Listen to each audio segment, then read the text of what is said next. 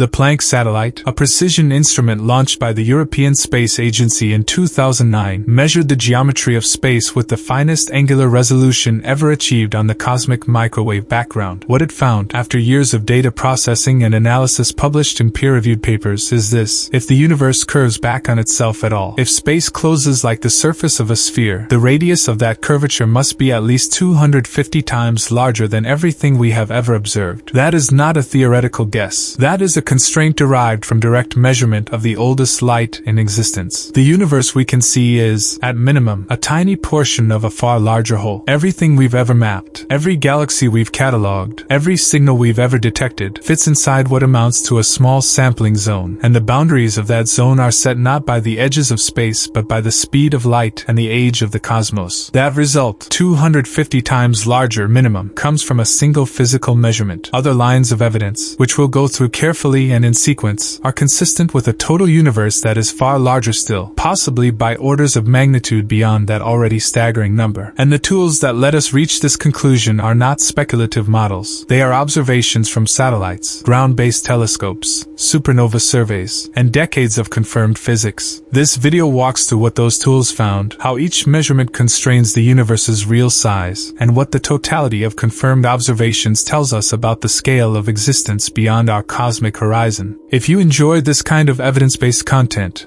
where the value is in the voice and the information rather than heavy editing, like the video, subscribe to the channel, and turn on notifications. There are many other videos on this channel built the same way, and if this topic interests you, you will very likely enjoy what is already there. Let's begin with the most fundamental fact of observation. Every telescope ever built hits the same limit, in every direction, at roughly the same distance. The universe as we see it extends about 46 billion light-years in each direction, forming a sphere of observable space centered on Earth. That number might seem counterintuitive at first. If the universe is only 13.8 billion years old, how can we see objects 46 billion light-years away? The answer lies in cosmic expansion. Space itself has been stretching since the beginning, and the galaxies that emitted the light reaching us today were much closer when they released it. By the time their light traveled across expanding space to reach our telescopes, those galaxies had been carried by the expansion to distances far greater than 13.8 billion light-years. The geometry of an expanding universe means the most distant light we can detect, the cosmic microwave background, emitted about 380,000 years after the beginning, comes from regions now sitting approximately 46 billion light-years away. That is the size of the observable universe. It is the region from which light has, in principle,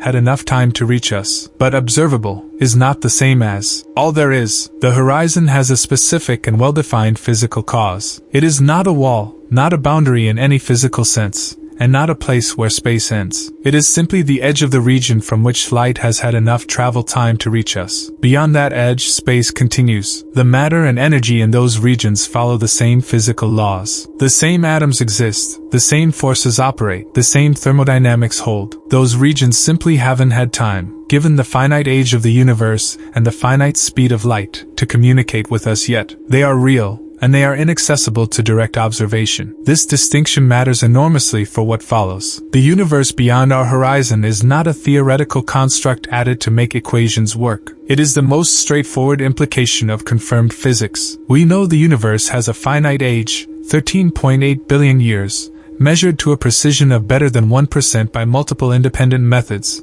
including the Planck CMB data, the Hubble Space Telescope Key Project, and the distance ladder built from Cepheid variable stars and type Ia supernovae. We know light travels at a fixed speed in vacuum, 299,792 kilometers per second, a constant so thoroughly tested that it forms the definitional basis of the meter since 1983. Combine a finite age with a finite speed of light, and a horizon is mathematically inevitable. It does not mean the universe stops at that horizon. It means our view of it does. The question of how far the universe actually extends beyond that horizon is answered, at least partially, by a measurement that most people have never heard of, even though it is one of the most consequential results in modern cosmology. It concerns the geometry of space itself. In Einstein's general theory of relativity, the geometry of space is not fixed. It responds to the distribution of matter and energy throughout the cosmos. A universe with more than a certain critical density of energy will curve positively, like the surface of a sphere, and eventually curve back on itself. A universe with less than that critical density curves negatively, like the surface of a saddle, extending infinitely with space expanding outward. A universe right at the critical density is geometrically flat, meaning space extends in all directions without curving back, consistent with Euclidean geometry over large scales. The total energy density, including matter,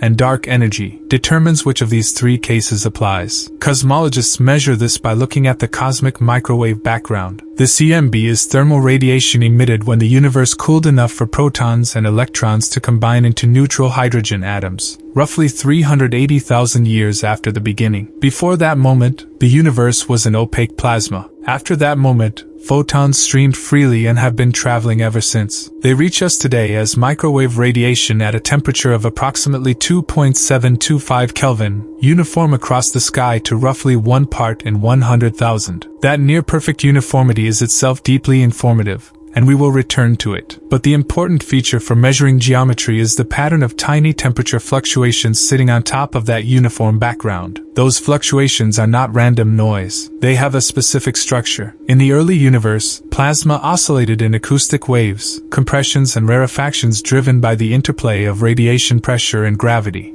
and those oscillations left a distinct imprint on the CMB when the plasma became neutral and the oscillations froze in place. The pattern has a characteristic angular scale. The largest features in the CMB fluctuation map, the dominant peaks in what physicists call the power spectrum, subtend a specific angle in the sky. That angle depends on the actual physical size of those acoustic oscillations at the time of emission, and it depends on the geometry of the space through which the light has traveled since. Flat space gives one answer, curved space gives another. The physical size of the acoustic horizon at the time of recombination, the moment the CMB was released, is known from theory and cross-checked against multiple observations. It is approximately 150 megaparsecs, or about 490 million light-years, a standard ruler embedded in the early universe. If space is flat, that standard ruler should subtend an angle of approximately 1 degree in the sky. If space curves positively, the ruler would appear larger than 1 degree. If it curves negatively, it would appear smaller. The Planck satellite measured the position and amplitude of those acoustic peaks with extraordinary precision,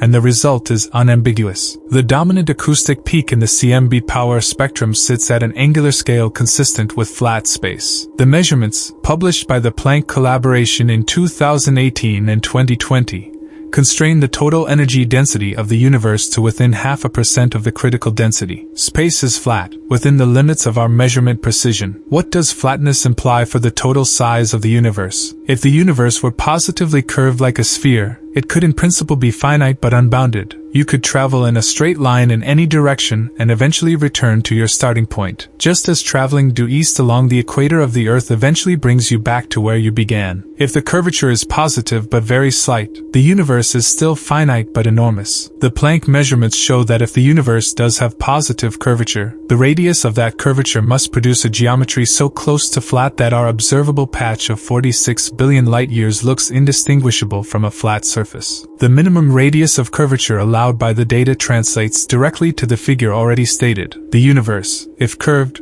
must be at least 250 times larger in linear scale than the observable universe in every direction. Since volume scales as the cube of linear dimension, the total volume of the universe must be at least 250 cubed, roughly 15 million times larger than the observable volume, 15 million times. That is the conservative lower bound on the ratio of total to observable universe, derived not from theoretical ambition but from the hard limits imposed by the flattest geometry measurement in the history of science. If the universe is not just nearly flat but genuinely, exactly flat, the implications are more extreme. A perfectly flat universe is infinite. In that case, the observable universe represents not 1 in 15 million of the whole but literally 0%. An infinitely small fraction of something without end. Current measurements are consistent with exact flatness, and while this does not prove the universe is infinite, it establishes that any finite curvature is so slight that its effects are undetectable within the region we can see. It is worth pausing on what the observable universe actually contains before we proceed, because the scale of what lies beyond is impossible to appreciate without first grasping the scale of what we know about. The observable universe contains an estimated 2 trillion galaxies. That estimate comes from the Hubble Space Telescope's deep field observations,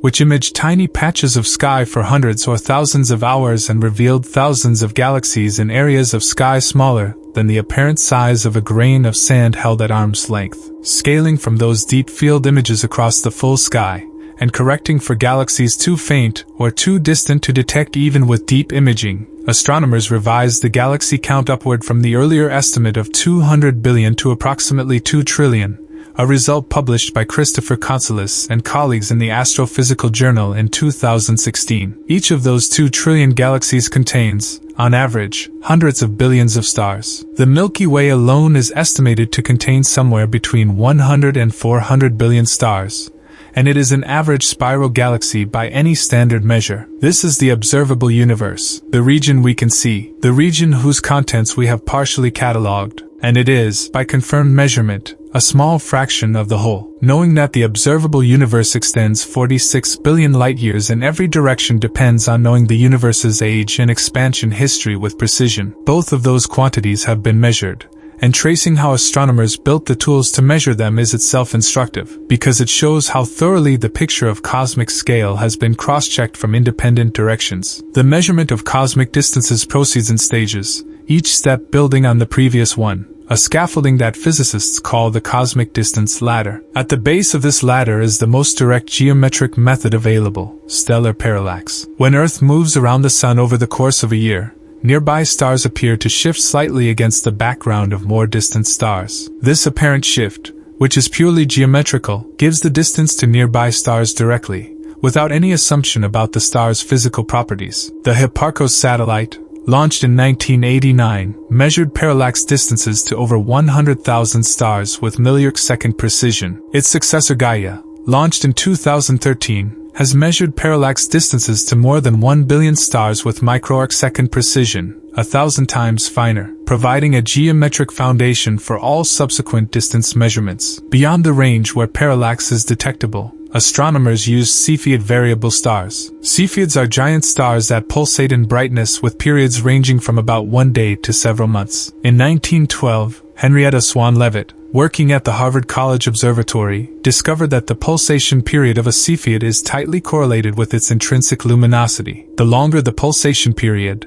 the more intrinsically luminous the star. This period-luminosity relationship, confirmed and calibrated over subsequent decades using Cepheids whose distances were known from geometric methods, allows astronomers to determine the intrinsic brightness of any Cepheid from its period, compare it to its observed brightness, and calculate the distance. The Hubble Space Telescope's key project, completed in 2001, used Cepheids observed in 18 nearby galaxies to establish distances to galaxies tens of millions of light-years away, and those distances were calibrated against the Gaia parallax measurements to the same Cepheids visible in the Milky Way. Beyond Cepheids, the Type I supernovae we discussed earlier extend the ladder to cosmological distances. The combination of Cepheid distances to nearby galaxies containing supernovae and the well-characterized peak luminosity of those supernovae, calibrated against the Cepheid distances, gives a chain of measurements stretching from nearby stars to galaxies billions of light-years away. This ladder gives the Hubble constant, the rate at which the universe currently expands,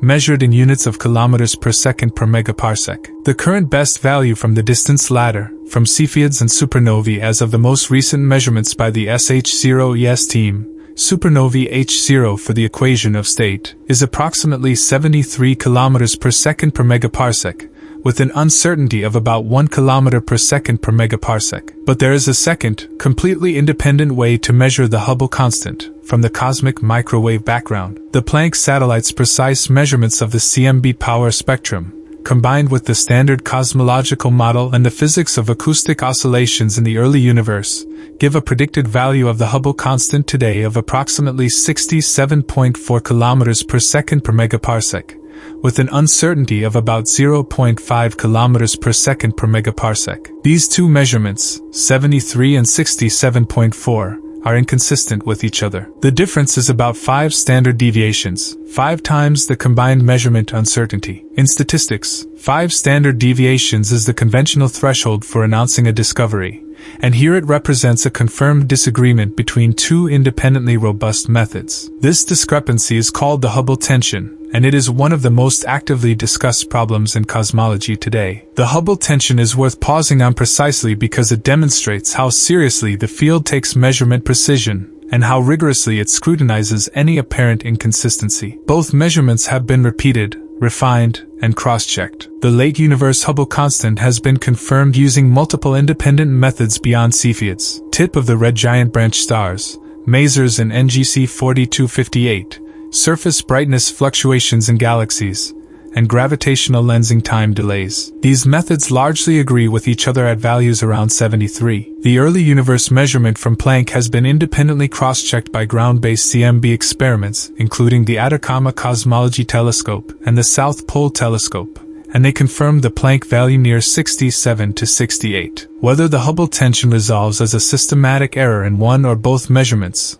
or as a genuine signal of physics not captured by the current cosmological model, is an open question as of the most recent data. Either resolution would be significant. A systematic error, if found and corrected, would improve the precision of cosmological measurements. New physics, if confirmed, would add to our understanding of the universe's history and composition. Both possibilities are being actively investigated, and the Hubble tension is one of the primary motivations for next-generation surveys, including the Euclid satellite, the Rubin Observatory's Legacy Survey of Space and Time, and the Nancy Grace Roman Space Telescope, all of which aim to improve the precision of cosmic distance measurements across a wide range of methods. For the purposes of understanding the universe's scale, the Hubble tension is reassuring in one specific way. It demonstrates that the field of cosmology is not simply confirming what it expects to find. The discrepancy is being taken seriously. It is being investigated with new observations, and the scientific standards applied to it are as rigorous as anywhere in physics. The universe's scale as described in this video rests on confirmed measurements that have survived this level of scrutiny. The 46 billion light-year radius of the observable universe is not sensitive to the few percent difference in the Hubble constant at the heart of the tension. It reflects the age of the universe and the geometry of expansion, both of which are constrained by many independent observations beyond the Hubble constant alone. Now let's trace what we know about the structure of that observable region, because the large-scale architecture of the universe is itself a powerful constraint on its history and composition, and it points clearly toward the same conclusion we've already reached from geometry. When you map the distribution of galaxies across hundreds of millions of light-years, a pattern emerges that could not have been anticipated from first principles alone, but which is now thoroughly confirmed by multiple surveys spanning several decades. Galaxies are not distributed randomly. They organize into a vast three-dimensional web of filaments and sheets, with galaxy clusters located at the intersections where filaments cross, and enormous empty regions called voids occupying the spaces between. The Sloan Digital Sky Survey, which observed more than 3 million galaxies over 2 decades of operations, has produced the most detailed three-dimensional map of this structure ever constructed. The 2DF Galaxy Redshift Survey and its successors confirmed the same pattern from independent observations in the southern sky. This cosmic web has a characteristic scale. The typical spacing between major filaments and voids is a few hundred million light-years. On scales larger than this, roughly 300 to 500 million light-years, the distribution of matter becomes statistically uniform. Different, equally large regions of space contain approximately the same number of galaxies, distributed in statistically similar patterns. This is the observational confirmation of statistical homogeneity. Not that any two regions are identical in detail, but that on large enough scales, the universe looks roughly the same from any vantage point. This homogeneity is not just an observed fact, it is predicted by theory, and the mechanism that produced it tells us something crucial about how much larger the universe must be than the region we can see. The web-like structure we observed did not exist in the early universe. The CMB shows us that 380,000 years after the beginning, the distribution of matter was almost perfectly smooth, with fluctuations at the level of only 1 part in 100,000. Over 13.8 billion years, gravity amplified those tiny fluctuations. Regions slightly denser than average attracted more matter, grew denser still, and eventually collapsed into galaxies and galaxy clusters. Regions slightly underdense became voids. The full story of how quantum-level fluctuations in the early universe grew into the trillion-galaxy cosmic web we observe today is one of the great achievements of modern cosmological theory, and it has been tested against observation in extraordinary detail. The particular statistical pattern of those initial fluctuations, specifically, whether they had roughly equal power at all spatial scales, a property called scale invariance, is a direct observational result from the CMB. The Planck power spectrum shows a nearly scale invariant distribution of fluctuations, with slight deviations that have been measured and quantified. This is not a qualitative description. The scalar spectral index, which parameterizes the tilt of the fluctuation power spectrum, was measured by Planck to be 0.965, with an uncertainty of about 0.004. Perfect scale invariance would give exactly 1.0. The measured value is very close to, but slightly less than, 1.0. A small tilt called a red tilt. This measured tilt is significant because it is a quantitative prediction of a broad class of cosmological models. The slight red tilt means there was slightly more power on large scales than on small scales in the primordial fluctuation spectrum. This is exactly the pattern expected if the universe underwent a period of rapid, nearly exponential expansion in its very early history, a hypothesis known as cosmic inflation. The consistency between this prediction and the measured spectral index is one of several pieces of observational evidence supporting the general framework of inflationary cosmology. But rather than simply asserting that, it is important to lay out what the evidence actually shows. The case for some form of rapid early expansion rests on several independent observational facts, each of which presents a puzzle that has no straightforward solution within a model where the universe expanded from a hot dense state at a steady rate. The first puzzle concerns the uniformity of the CMB itself. We measure the microwave background from all directions and find that its temperature is the same to 1 part in 100,000 everywhere we look. But in the standard Big Bang picture, without any period of early rapid expansion, regions of the sky more than about 2 degrees apart were causally disconnected at the time the CMB was emitted. They had never been in contact. Light had not had time to travel between them. There was no known mechanism by which regions that had never interacted could have reached the same temperature to within 0.001%. This is called the horizon problem. The second puzzle concerns flatness. We've established that space is geometrically flat to within measurement precision, but flatness is an unstable configuration in the standard Big Bang cosmology without any additional mechanism. A universe that is slightly positively curved at early times will become increasingly positively curved as it ages, curving toward eventual collapse. A universe that is slightly negatively curved will become increasingly negatively curved, diverging from flatness over time. To find space this flat today, the universe at early times would have needed to be flat to a precision of approximately 1 part in 10 to the 60th power. An extraordinary fine-tuning of initial conditions with no explanation within standard cosmology alone. A third puzzle involves the characteristic power spectrum of the CMB fluctuations. As already stated, Planck measured the spectral index to be 0.965, close to but slightly below 1. This specific value is consistent with a broad family of inflationary models and differs measurably from what would be expected from other proposed mechanisms for generating primordial fluctuations. The predicted and measured spectral indexes agree quantitatively, not just qualitatively. A period of rapid early expansion addresses all 3 of these facts with a single mechanism. If the universe expanded exponentially fast in its first fractions of a second, doubling in size perhaps 60 to 90 times, so that the entire observable universe today expanded from a region far smaller than an atomic nucleus, then several things follow simultaneously. Regions that are now causally disconnected were once in close contact, explaining the CMB uniformity. The exponential expansion drives any initial curvature toward flatness, explaining the geometry. And the quantum fluctuations of the field driving that expansion, stretched to macroscopic scales, produce a nearly scale-invariant spectrum of density perturbations with the specific slight red tilt that Planck measured. These remain inferences, not direct observations of the expansion itself. The direct evidence is the CMB measurements, and their consistency with these predictions. The inflationary framework remains the most economical and predictively successful description of the early universe's conditions, which is why it is the working model of modern cosmology. What matters for the question of the universe's total size is what a period of rapid early expansion implies geometrically. If our entire observable universe, all 46 billion light-years of it in every direction, inflated from a region far smaller than an atomic nucleus, then whatever larger volume of space existed before that expansion also inflated. The mechanism that drove this expansion did not operate identically everywhere simultaneously. Quantum mechanics, whose predictions have been tested to a precision of better than 1 part in a trillion in atomic physics experiments, requires that any field permeating space undergoes fluctuations. These quantum fluctuations affected the mechanism of early expansion itself,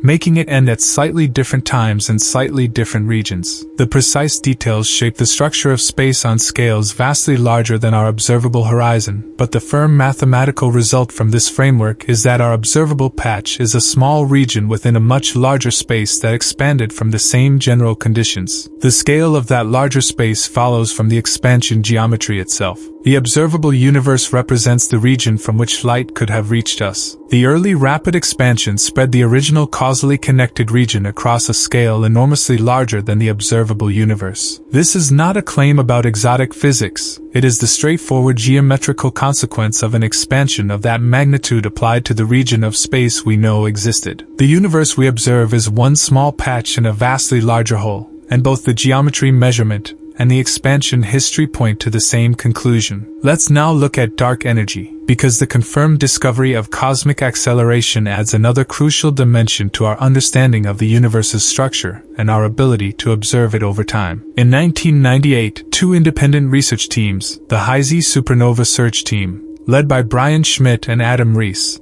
and the Supernova Cosmology Project, led by Saul Perlmutter, published measurements that transformed cosmology. They had been monitoring Type Ia supernovae in distant galaxies. Type Ia supernovae occur when a white dwarf star in a binary system accumulates enough mass from its companion to exceed a critical threshold and undergoes a thermonuclear explosion. Because the mass at which this explosion occurs is predictable from nuclear physics, and because the peak luminosity of these explosions is tightly correlated with their duration, Type Ia supernovae can be calibrated as standard candles, objects of known intrinsic brightness whose distance can be inferred from their apparent brightness. The 2 teams expected to measure a slight deceleration of cosmic expansion. The gravity of matter in the universe should be pulling galaxies back toward each other, slowing the expansion that began at the beginning. What they found instead was that the most distant supernovae in their samples were fainter than expected, not by a small amount attributable to measurement error, but systematically, consistently, and at a level that demanded a physical explanation. The universe was not decelerating, it was accelerating. Something was causing space to expand faster with time, not slower. The 2 teams confirmed each other's result independently, and the discovery earned Perlmutter, Schmidt, and Rees the 2011 Nobel Prize in Physics. Subsequent work has confirmed and refined this result using multiple independent techniques. Baryon acoustic oscillations, the same acoustic imprints in the CMB that produce the measurement peaks we've discussed, also leave their mark in the large-scale distribution of galaxies. Because we know the physical scale of these oscillations from CMB measurements, we can use their apparent scale in galaxy surveys as another standard ruler, measuring how the expansion rate has changed over cosmic history. The results are consistent with the supernova data. The CMB itself encodes information about the expansion history through the precise positions of its acoustic peaks. The combination of all these probes consistently points to a universe whose expansion began accelerating a few billion years ago, and has been accelerating since. The cause of this acceleration is described by a term in Einstein's equations that he himself introduced in 1917. The cosmological constant, representing a form of energy inherent to empty space itself, vacuum energy with a constant density, meaning it does not dilute as space expands. Unlike matter, whose energy density decreases as the universe grows because the same amount of matter occupies more volume, this vacuum energy density stays the same per unit volume of space. As the universe expands, more empty space is created, and the total amount of this vacuum energy increases. Once the universe became large enough that the vacuum energy density exceeded the matter density, its repulsive gravitational effect began to dominate, driving the acceleration that the supernova teams detected. This dark energy constitutes approximately 68% of the total energy content of the universe. Ordinary baryonic matter, the protons, neutrons, and electrons that make up atoms, stars,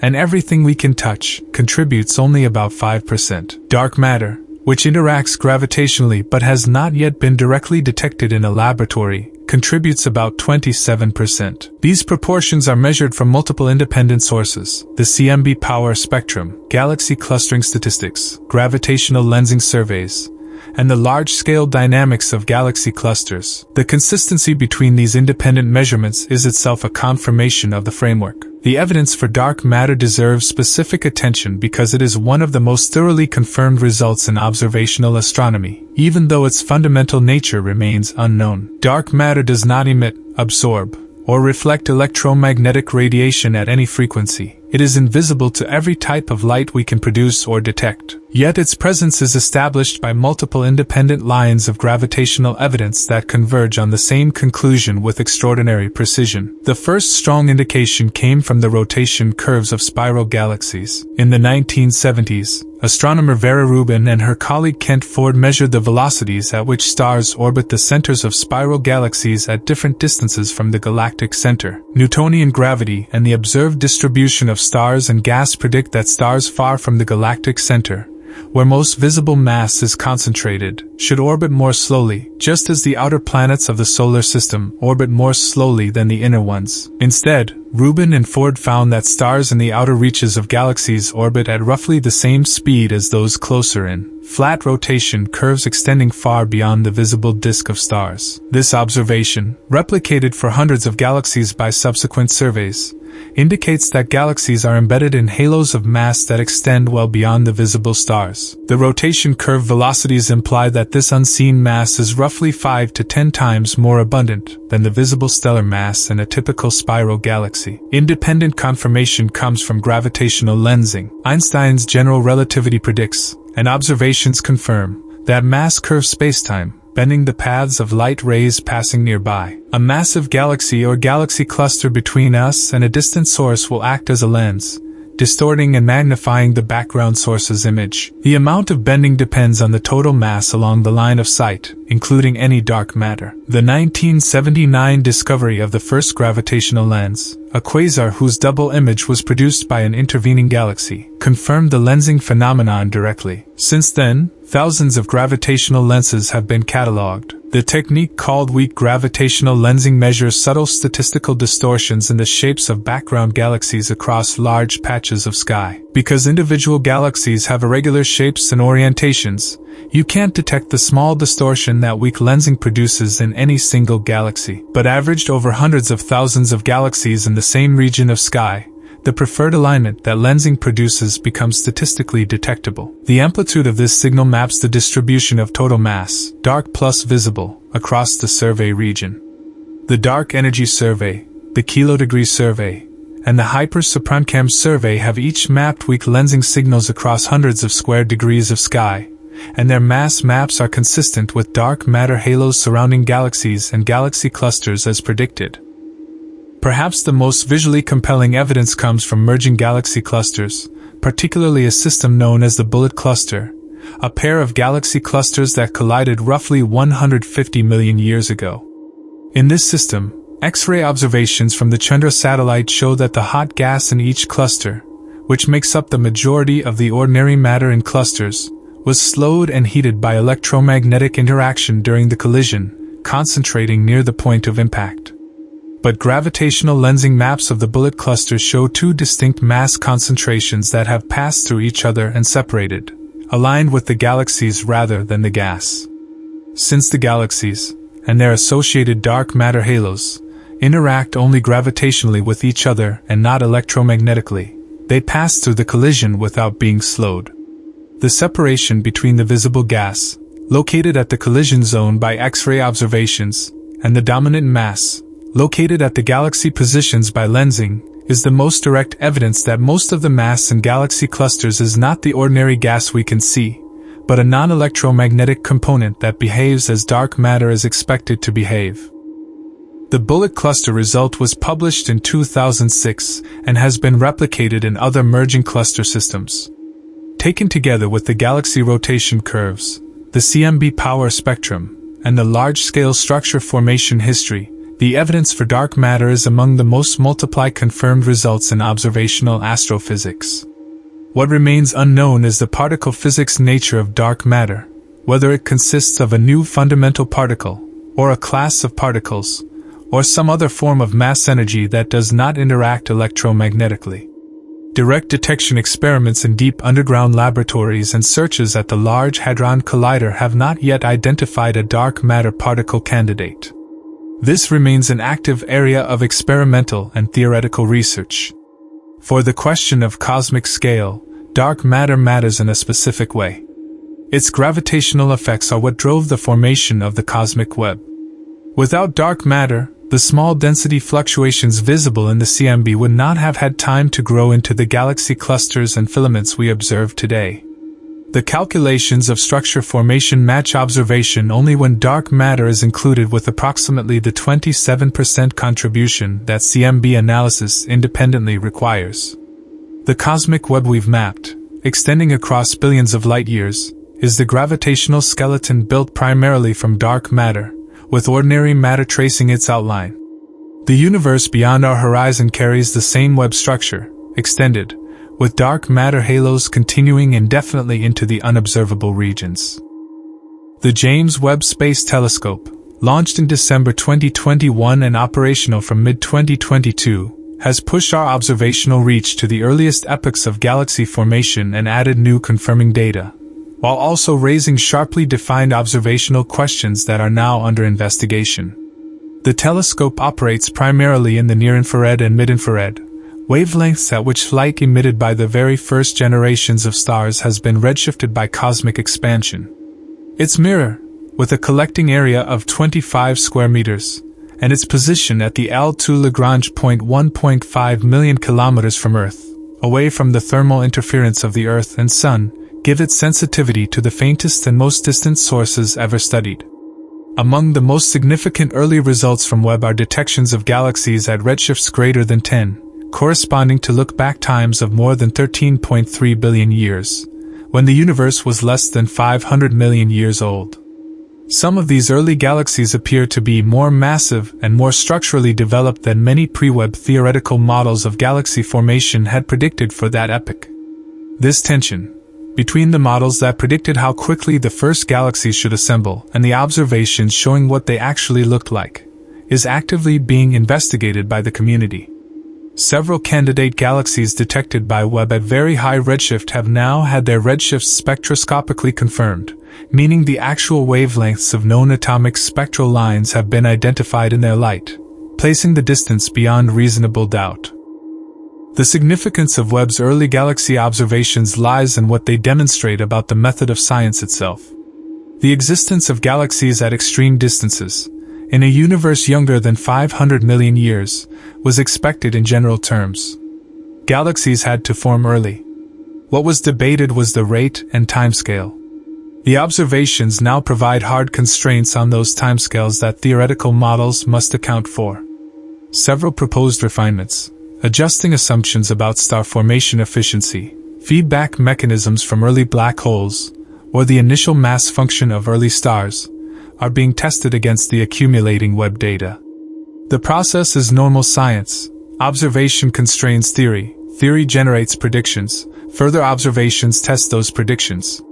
What Webb is not doing is overturning the basic cosmological framework of an expanding universe with a specific age, geometry, and composition.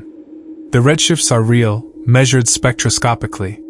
The distances they imply, given the confirmed expansion history, are real. The galaxies are genuinely far away and genuinely early.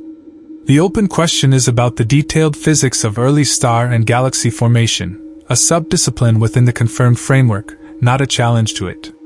The universe's age of 13.8 billion years, its geometry, its composition, its expansion history, all of these rest on multiple independent measurements that Webb's observations of early galaxies do not challenge.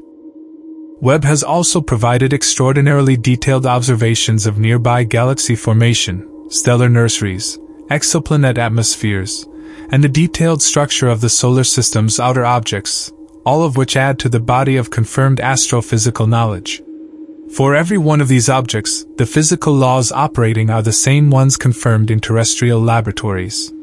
The spectral lines of hydrogen, carbon, oxygen, iron, and other elements are identified by their characteristic wavelengths, which are the same in a distant galaxy as they are in a laboratory spectrometer here on Earth. This consistency of physical law across the observable universe is itself one of the most repeatedly confirmed results in the history of science. The measurement of dark energy's density, however, introduces one of the most significant numerical puzzles in all of physics.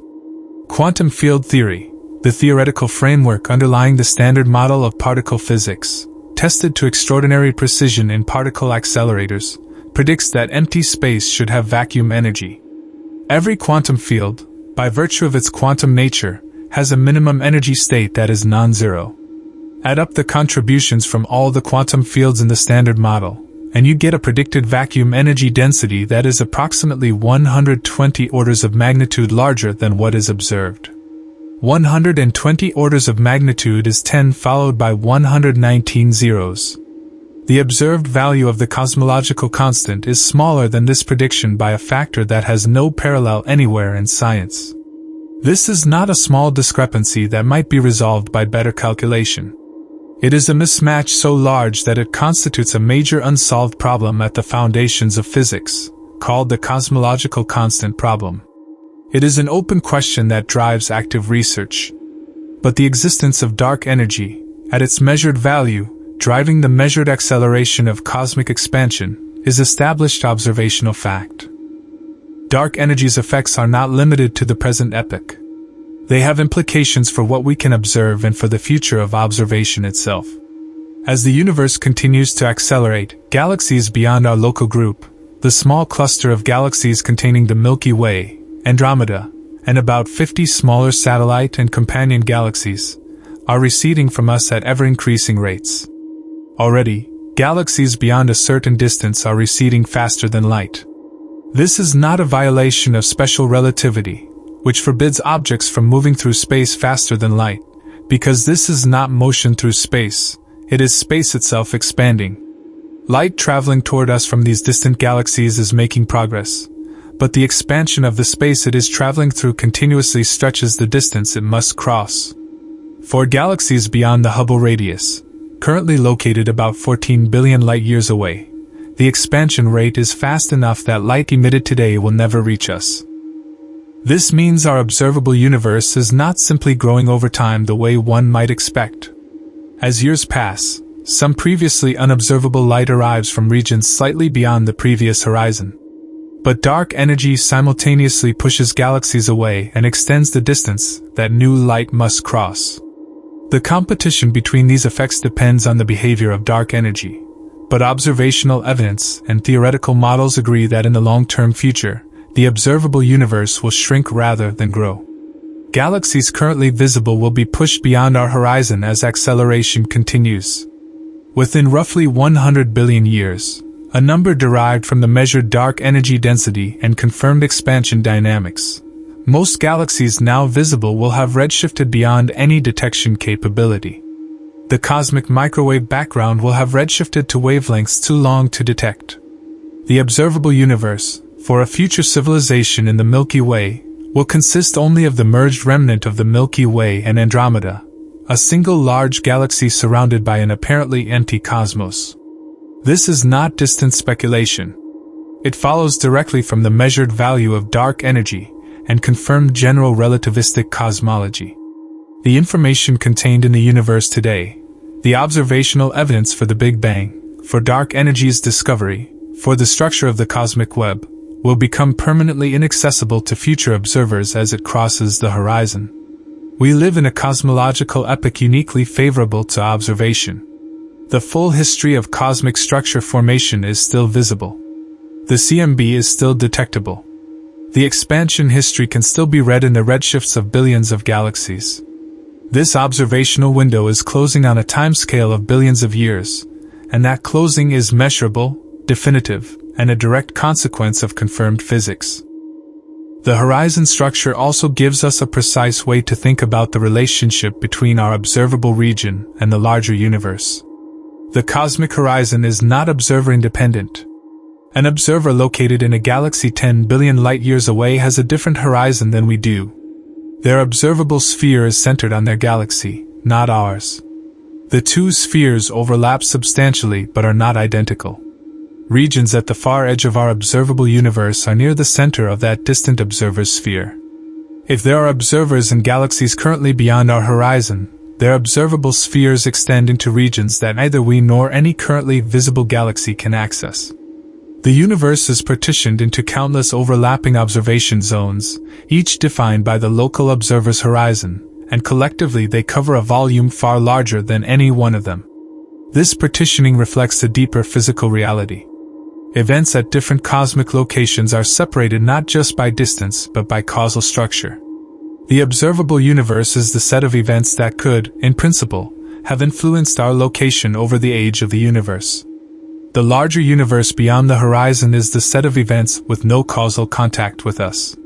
Those regions are not less real for being unobservable. The laws of physics that apply there are, by every test we can perform within our horizon, the same laws that apply here. The same atomic transitions, the same force constants, the same thermodynamic relationships. We know this not by direct observation of those regions, but because the boundary between observable and unobservable carries no special physical significance. The horizon is a property of the observer and the observation time, not a feature of space. One of the most powerful confirmations that the universe beyond our horizon follows the same rules is the statistical homogeneity of what we can see. When we look in opposite directions across our observable sphere, comparing a region in the northern sky with one in the southern sky, 93 billion light-years apart, we find that the CMB temperature in those regions agrees to within 1 part in 100,000. We find that galaxy distributions, at statistical levels averaged over large volumes, are indistinguishable. The physics in those opposite-facing regions has been the same throughout cosmic history, and yet those regions have been causally disconnected from each other since very early times. The uniformity is not a coincidence. It is a constraint on what happened in the early universe, and its explanation points toward the same kind of early expansion that also produces a flat geometry, and the observed spectral index. The same statistical uniformity that holds within our observable sphere almost certainly holds beyond it. We are not at a special boundary. The same processes that made matter and radiation and formed the cosmic web here have operated throughout the larger universe. The specific arrangements of galaxies differ from place to place. This is certain, since structure formation involves the amplification of random initial fluctuations, producing specific but statistically comparable results everywhere. But the statistical properties, the average density, the characteristic clustering scale, the distribution of void sizes, are the same throughout the larger universe that our confirmed physics describes. This means the universe beyond our horizon, though unobservable, is not mysterious in the sense of being unknowable in principle. It is simply more of what we see, arranged differently in detail but statistically equivalent in character. The 2 trillion galaxies in our observable sphere are a sample. The full distribution includes, on the basis of confirmed spatial geometry and confirmed physical law, at minimum 15 million times more of the same, and probably vastly more. Now let's address what confirmed physics says about the nature of the boundary between the observable and unobservable in more concrete terms, because the boundary itself is interesting in ways that are not always made clear. The cosmic microwave background marks a specific surface in spacetime, the last scattering surface, where the universe became transparent 380,000 years after the beginning. We receive light from that surface today, and it is the farthest direct electromagnetic signal we will ever receive. But it is not the absolute observational horizon in terms of physics. Gravitational waves travel through the universe differently from light. They do not scatter off charged particles and were therefore free to propagate from the very beginning. The Laser Interferometer Gravitational Wave Observatory, LIGO, and its European counterpart Virgo, have detected gravitational waves from merging black holes and neutron stars, events confirmed at high statistical significance, confirming Einstein's 1916 prediction and opening an entirely new observational window on the universe. Future generations of gravitational wave observatories, operating in space at much lower frequencies, will be sensitive to gravitational wave backgrounds produced in the very early universe, potentially allowing us to probe cosmic history before the last scattering surface. The first gravitational wave detection, in September 2015, from the merging of two black holes roughly 1.3 billion light-years away, was announced in February 2016. Since then, the LIGO-Virgo-Cagra collaboration has catalogued more than 90 confirmed compact binary merger events as of the most recent observing run reports. Each event probes the properties of gravity, space-time, and compact objects in regimes inaccessible by any other means. The measured arrival times, frequency evolution, and amplitudes of these waves are consistent with general relativity's predictions at the level of parts in 1,000 or better, adding to the overwhelming body of confirmation that general relativity accurately describes gravity throughout our observable universe. Neutrinos provide yet another window. The early universe was so hot and dense that neutrinos were in thermal equilibrium with matter. As the universe expanded and cooled, neutrinos decoupled from matter approximately 1 second after the beginning, free-streaming through space ever since. A cosmic neutrino background fills the universe today, analogous to the cosmic microwave background but from an earlier epoch. Its temperature is predicted by standard cosmology to be approximately 1.95 Kelvin. Detecting this cosmic neutrino background directly is beyond current technology.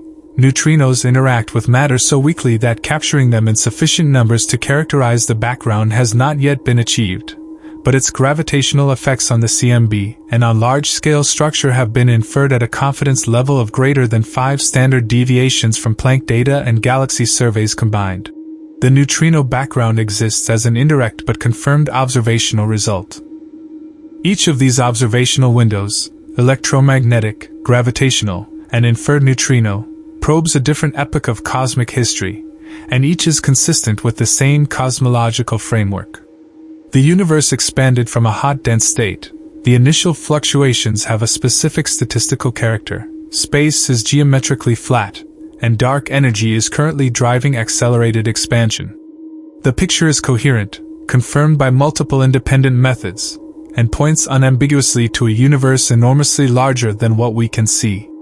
The physical constants that characterize this universe, the speed of light, the gravitational constant, the charge of the electron, the masses of the fundamental particles, the strength of the strong and weak nuclear forces, the value of the cosmological constant, have been measured with extraordinary precision in laboratories, particle accelerators, and astronomical observations. These constants determine the structure of matter and the behavior of energy at every scale. The proton-to-electron mass ratio, for example, has been measured to be approximately 1836.15 in atomic physics laboratories. That same ratio has been independently confirmed to the same value in quasar absorption spectra, the fingerprints of atoms and gas clouds along the lines of sight to distant quasars, at redshifts corresponding to light emitted billions of years ago across billions of light-years of space. This consistency over cosmic distances and cosmic time is itself an experimental result. The physical constants we measure locally have held the same values throughout the observable universe's history to the precision of our measurements. This consistency is not trivial. It means the same chemistry, the same nuclear reactions, the same atomic structure that operate here have operated everywhere and everywhen in our observable universe. Stars in the farthest observable galaxies burn hydrogen by the same proton-proton chain that powers the Sun. The iron in their planetary systems, if they have them, was forged in stellar cores and supernova explosions by the same nuclear fusion processes that forged the iron in Earth's core. The universe is not parochial. Its laws do not vary with location, at least within the 46 billion light-year sphere we can probe. This does not mean the universe beyond our horizon is provably identical to ours in all physical properties. The flatness measurement tells us it is far larger. The statistics of the early expansion tell us it has more structure of the same statistical kind. What we can say, with confidence grounded in experiment, is that nothing in the confirmed framework of cosmology predicts that the basic physical laws should differ in the regions immediately beyond our horizon. The standard models of particle physics and cosmology, which have been tested and confirmed in our observable sphere, make no prediction of spatial variation in fundamental constants within the universe described by that framework. Claims of such variation from quasar spectra have been investigated in detail, and while some analyses have found hints of variation, the most recent and precise measurements are consistent with no variation. The current state of evidence is that constants appear stable across the observable universe, and this is itself a confirmed experimental result.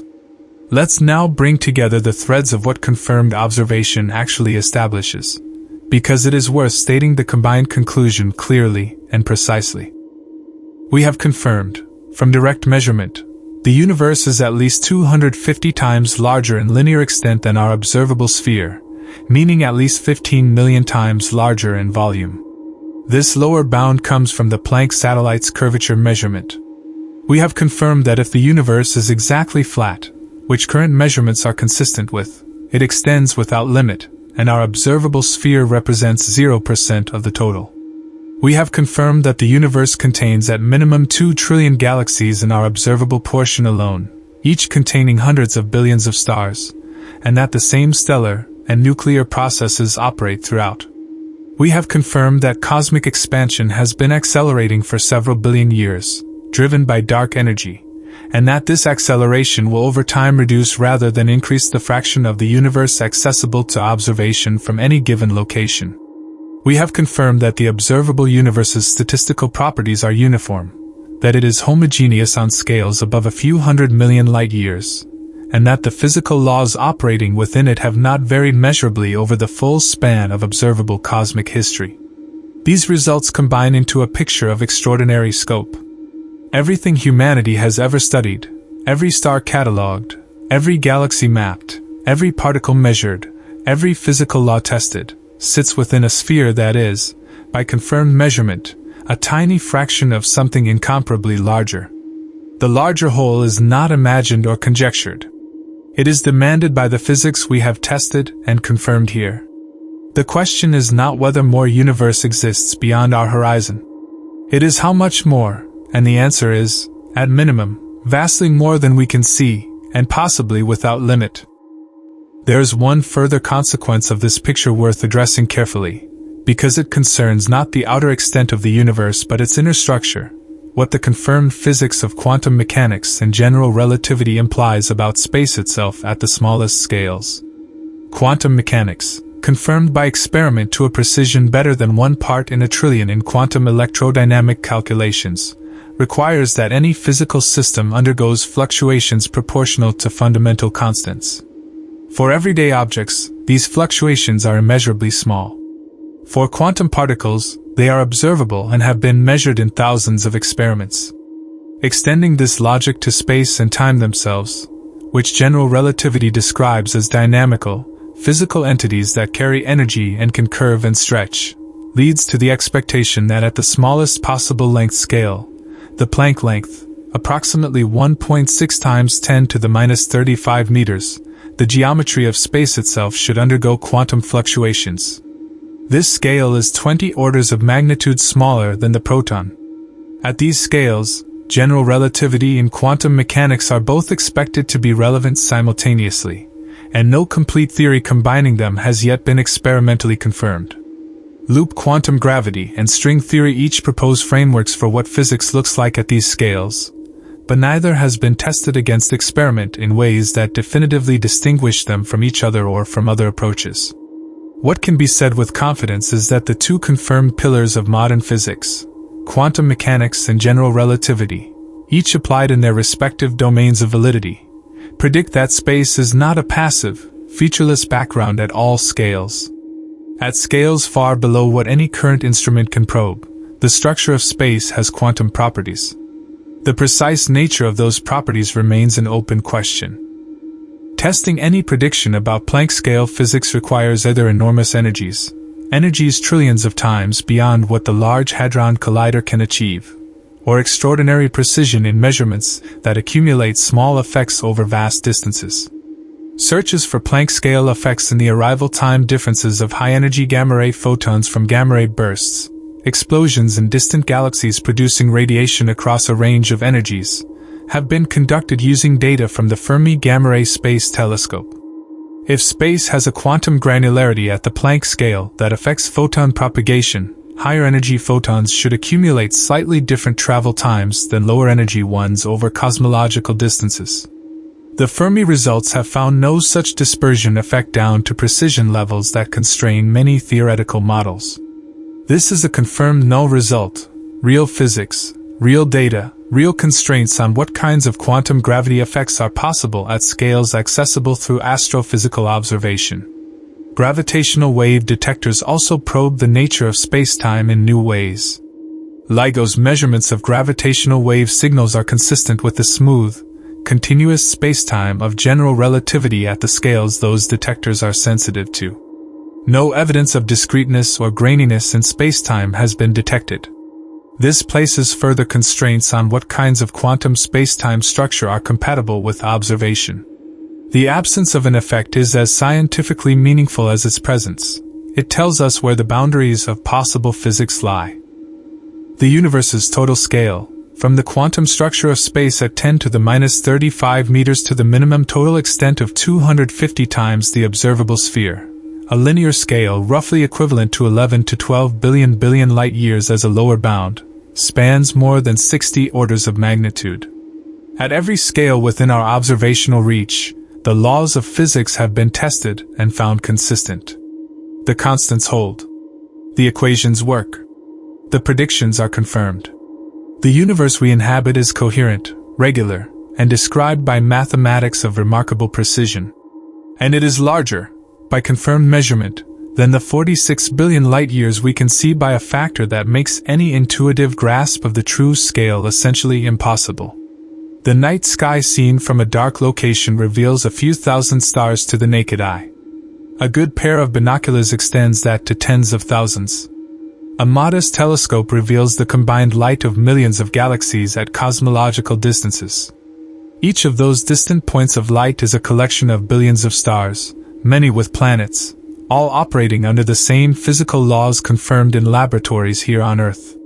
And all of it, the entire night sky, the entire observable universe, every telescope image ever taken, is contained in a region that represents, by measurement, a tiny sliver of a larger whole that extends for distances we cannot observe and have not mapped but can, on the basis of confirmed physics, quantify with a lower bound.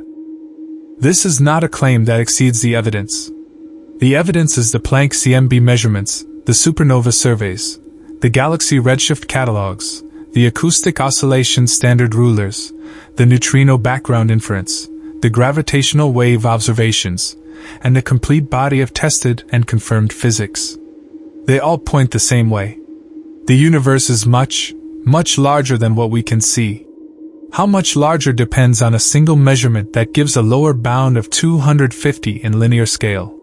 What lies beyond that lower bound depends on whether the universe curves back on itself at all, and the data says it does not, within the precision of our measurement, which means it extends still further, possibly without limit. What confirmed physics also tells us is that the universe has a measurable future, and tracing it in the dimension of time gives one of the clearest demonstrations of the universe's true scale. The fate of the observable universe follows from the measured dark energy density, the measured expansion rate, and the well-established physics of stellar evolution and thermodynamics. Right now, the universe is approximately 13.8 billion years old. The most common stars in the universe are red dwarfs. Cool, dim, hydrogen-burning stars far less massive than the Sun. Because their low luminosity means they consume fuel slowly, red dwarfs are expected to remain on the main sequence for trillions of years. The least massive red dwarfs will burn for approximately 10 trillion years, roughly 700 times the current age of the universe. The Sun, a G-type star, will exhaust its core hydrogen in about another 5 billion years. On the timescale of stellar evolution, we are early in the universe's active history. Star formation will wind down eventually. The gas reservoirs that feed new star formation are being consumed and are not being replenished at the same rate. The rate of new star formation peaked when the universe was about 3 billion years old and has been declining measurably since. This decline is directly observationally confirmed by comparing the stellar content of galaxies at different redshifts, effectively looking at earlier epochs. On timescales of tens to hundreds of trillions of years, most star-forming gas will have been converted into stellar remnants, or ejected from galaxies, and new star formation will effectively cease. The universe will then consist primarily of cooling white dwarfs, neutron stars, and black holes. White dwarfs cool over hundreds of billions to trillions of years. Black holes are the longest-lived objects in the universe's future. A black hole loses mass by emitting Hawking radiation, the quantum mechanical process first described by Stephen Hawking in 1974, and the timescale for this evaporation scales with the cube of the black hole's mass. A black hole with the mass of the Sun would take approximately 10 to the power 67 years to evaporate. The supermassive black holes at the centers of galaxies, with masses billions of times that of the Sun, would take approximately 10 to the power 100 years, 1 Google years, to evaporate completely. These numbers have no intuitive scale. The current age of the universe is approximately 10 to the power 11 years. The Hawking evaporation timescale for a supermassive black hole exceeds the current age of the universe by a factor of approximately 10 to the power 89. Hawking radiation has not been directly observed. Any black hole large enough to have formed through known astrophysical processes emits radiation so cold that it is completely undetectable against the microwave background. A solar mass black hole emits Hawking radiation at a temperature of about 60 billionths of a Kelvin. The phenomenon is a theoretical prediction arising from applying quantum field theory to the geometry of event horizons, and it is accepted by the physics community on solid theoretical grounds while awaiting any possible future observational confirmation. After the last black holes evaporate, the universe will consist of a dilute, cooling gas of photons and neutrinos, expanding in an increasingly empty space at temperatures approaching absolute zero. This endpoint, heat death, is the state of maximum entropy, in which no more free energy exists to drive any physical process. This is confirmed thermodynamics applied to confirmed measurements. The universe contains finite energy in our observable region, and the second law of thermodynamics, one of the most robustly confirmed principles in all of science, requires that isolated systems evolve toward higher entropy. The universe we live in is the largest isolated system we can observe, and its trajectory toward maximum entropy is set. This future timeline, from the present through the death of the last star through the evaporation of the last black hole, spans more than 90 orders of magnitude in time. And all of it follows from measurements we have made, laws we have confirmed, and calculations we can perform. The scale of the universe in the time dimension is every bit as staggering as in the space dimension, and both are grounded in the same confirmed physics. The questions that remain: the exact nature of dark energy and why its density takes the value it does, the precise extent of the universe's spatial geometry, the physics of the very earliest moments of cosmic history, the properties of matter at Planck scales, are genuine open questions in active scientific research. They are not resolved by current data. The answers, when they come, will be built on the same foundation as everything discussed here: experiment, measurement, confirmed prediction.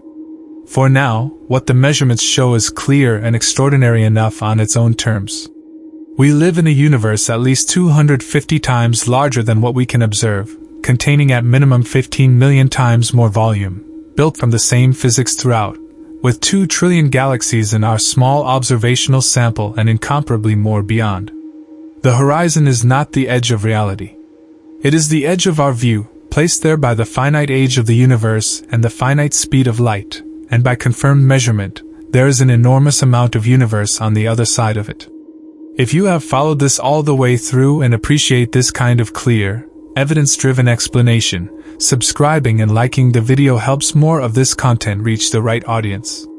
You will also find many other videos on this channel that follow the same approach: careful, grounded in measurement, and built on what has actually been confirmed rather than what makes for dramatic presentation. The universe is interesting enough on its own terms. It does not need embellishment.